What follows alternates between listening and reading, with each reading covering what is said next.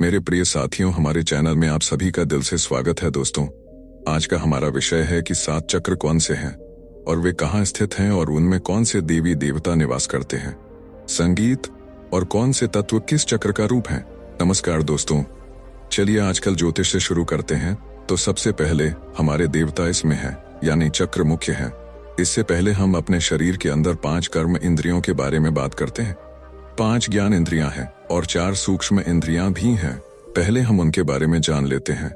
इसमें 5 कर्म इंद्रियां हैं, फिर आपका सिर, हाथ, पैर, गुदा, मुंह, लिंग, ये 5 हैं जिनसे हम काम करते हैं। हमारी कर्म इंद्रियां 25 हैं, जो हमारी ज्ञान इंद्रियां हैं, जिनसे हम पहचानते हैं, जानते हैं, किसी भी काम को समझ पाते हैं, यानी आंख, नाक, कान मुख्य अंग हैं, और त्वचा, जिन्हें हम सुनकर पहचानते हैं। हम किसी को देखकर पहचानते हैं। कान, नाक, शहंशो और उज्बेक है। हम खाने से चक्रों को पहचानो और जानने की कोशिश करो कि यह मीठा है, खट्टा है या कड़वा है। फिर सोचो, हम किन चीजों को छूकर पहचानते हैं। हवा छोड़ो या कोई ऐसी चीज जिसने हमें छुआ है। और भी बहुत सी चीजें हैं जिन्हें हम अपनी त्वचा से पहचानते हैं। तो दोस्तों, ये हमारी 5 ज्ञानेंद्रियां हैं।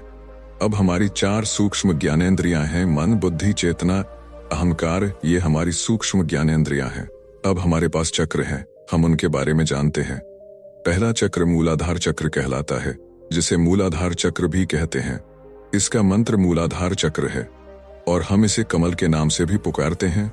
हाँ, कमल कमल है। यह 4 पंखुड़ियों से बना है, इसे कमल कहते हैं। इसका तत्व हमारा पहला मूलाधार चक्र है। इसे पृथ्वी तत्व कहा जाता है, इसलिए इसे पृथ्वी तत्व के रूप में जाना जाता है। और इसके देवता जिस पर विराजमान हैं वे भगवान गणेश हैं। तो दोस्तों, पहला भगवान गणेश हैं, जो आपके गुदा पर विराजमान है, और कमल की 4 पंखुड़ियां हैं। यह मूलाधार चक्र है। इस सूक्ष्म रूप में सभी चक्र आपके शरीर में हैं। दूसरा चक्र लिंगांगाबे चक्र है। इसका आधार वह जगह है जहां लिंग है। शिविर का दूसरा चक्र है। इसे हम 134 चक्र कहते हैं। सुझाव चक्र को मैं बम कहता हूं। इसका मूल मंत्र ही इसका बीज मंत्र है। हम उससे अरंडी का तेल भूनते हैं, लेकिन इस पर जो देवता बैठते हैं वो प्रजापति ब्रह्मा जी और सावित्री जी हैं। ब्रह्मा जी और सावित्री जी हैं। ब्रह्मा जी और सावित्री देवी इस पर बैठते हैं और सृष्टि की रचना यहीं से होती है। ब्रह्मा जी सृष्टि के देवता हैं, इसलिए वो यहाँ लिंग पर बैठते हैं और सृष्टि यहीं से होती है। ये 8 पंखुड़ियों वाला कमल यहाँ है। यहाँ 8 एक आचक्र हैं और हम इसे जल तत्व से 125 बनाते हैं। तो जब आप पेशाब करने जाते हैं तो वीर्य यहीं से बनता है या निकलता है। जल तत्व बाहर निकलता है, तो हम इस चक्र को जल तत्व से कहते हैं। आइए पहचानें कि जल तत्व कहता है कि तीसरा चक्र वो है जो नाभि पर स्थित है। ये नाभि चक्र के पास है। ये पूरी रीढ़ से जुड़े हुए हैं, लेकिन जो निशान आपको बताए जा रहे हैं वो चक्र यहाँ जाते हैं। तीसरा चक्र आपकी नाभि के बिंदु के पास है। एक साधक ने आपसे पूछा था कि ये बाहर की तरफ है या अंदर की तरफ, पीठ की तरफ। पेट की तरफ। ये ना तो आपके पेट के बाहर हैं और न ही आपके पेट के बाहर। ये आपकी रीढ़ की हड्डी के बीच में सुषुम्ना नाड़ी है और सारे चक्र इसी के बीच में है। इसी के बीच से क्षमा नाड़ी निकलती है। तो तीसरा चक्र है नाभि चक्र, जिसे हम मणिपुर चक्र भी कहते हैं। इसके स्वामी और रक्षक भगवान विष्णु हैं। विष्णु जी पूरे पेट को नियंत्रित करते हैं। उसी तरह से वे पूरी सृष्टि को नियंत्रित करते हैं और उसे चलाते हैं। यहीं से सारे खाने पीने की चीजें, खून इसमें जाता है, वहां से गन्ना जाता है और बाकी सब इसमें जाता है। सारे विटामिन अलग होकर सबके पास आगे पहुंच जाते हैं। तो उसी तरह से पूरे ब्रह्मांड के रक्षक विष्णु जी हैं। तो विष्णु जी इस नाभि चक्र पर विराजमान है और लक्ष्मी जी उनके साथ वहां है। यहाँ पर 10 पंखुड़ियों वाला कमल है। मायस्यो चक्र के बिंदु हैं, पंख हैं। वो 10 पंखुड़ियों वाला कमल पूरा वायु तत्व एंटी फाइबर है। जब भी आप सांस लेते हैं, जब आप गहरी सांस लेते हैं, तो वो नाभि तक पहुंचती है। इसका मतलब है कि वो मणिपुर चक्र तक पहुंचती है। वहां से वो 10 वायु में बदल जाती है और 10 जगहों पर जाती है। आपके अलग अलग शहर जैसे पलकों की हरकत भी एक हवा की वजह से होती है। मत के गानों पर मुंह की हरकत सबको अपने अपने 10 भाई मिल जाते हैं और बसें आपस में सभी जगहों पर अलग अलग बन जाती हैं।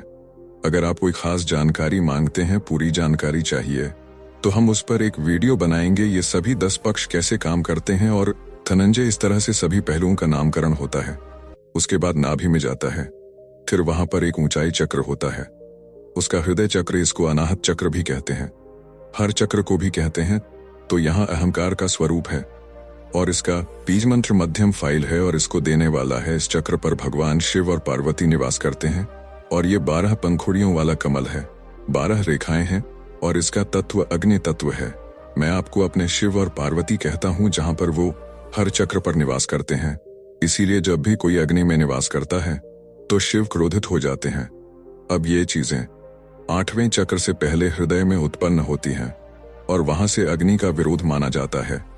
अग्नि तत्व क्यों है? हृदय के ऊपर आपका गला है, उन सब का गला है। उस गले को विशुद्ध चक्र भी कहते हैं, गले का चक्र भी कहते हैं।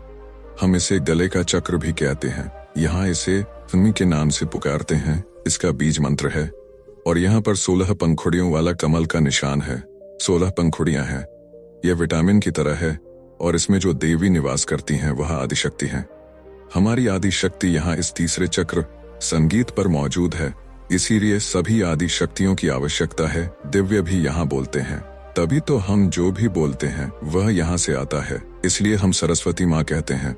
हम जो भी बोलते हैं आवाज वहीं से आती है।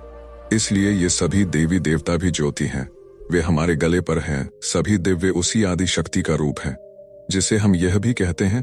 उसके बाद आपके यहाँ माथे पर, आपकी यहाँ माथे पर, आपकी यहाँ माथे पर, आपकी आंखों के बीच में केंद्र बिंदु जहां पर आप तिलक लगाते हैं या महिलाएं बिंदी लगाती हैं। अब इसके अंदर केंद्र बिंदु, वहां आपका आज्ञा चक्र है और ये 2 पंखुड़ियों वाला कमल है। ये उसकी 2 रेखाएं हैं और यहाँ जो पास में है वो आत्मदेव का निवास है। उसके बाद आपका 7वां चक्र इसके ऊपर है, मतलब आपकी भूख के बीच से आपके अगले चक्र का बिंदु, तो उससे थोड़ा ऊपर जहां पर आप बीच में अपने बहुत से दिखाएंगे। पंडितों ने एक अपने पीछे रखा है, उन्होंने एक लंबी पूंछ बनाई है जहां देवियों। अगर हम अब पीछे देखें तो हम भोग के लिए एक बनाते हैं और उसे बीच के केंद्र बिंदु में रखते हैं। इसी तरह से आपने देखा होगा कि पुराने पंडित इत्यादि अपना खून उबालते हैं और थोड़ा लंबा टुकड़ा बनाते हैं, उसमें से एक चुटकी भी डालते हैं। तो इस तरह से जो खून बनता है वो आपका सहस्रार चक्र है और वहां 1000 पंखुड़ियों जैसा कमल का फूल है, वो खुला हुआ है और वहां पर स्वयं निरंजन विराजमान है। वो निरंजन का स्थान है संगीत। नमस्कार दोस्तों, आज मैंने आपको सभी चक्रों के बारे में विस्तार से बताया है कि किस चक्र में कौन सा देवता विराजमान है, कौन सी देवी विराजमान है, कितनी उंगलियां हैं और वो कहाँ स्थित हैं, ये सब हमें बताएं। फिर भी अगर आपका कोई सवाल है तो कमेंट बॉक्स में डालें, हम उसका जल्द से जल्द जवाब देने की कोशिश करेंगे।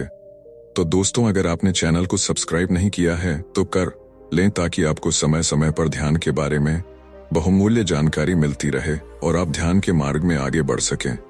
और इस वीडियो को अपने दोस्तों के साथ भी शेयर करें। यहाँ तक साथ देने के लिए आप सभी का बहुत धन्यवाद।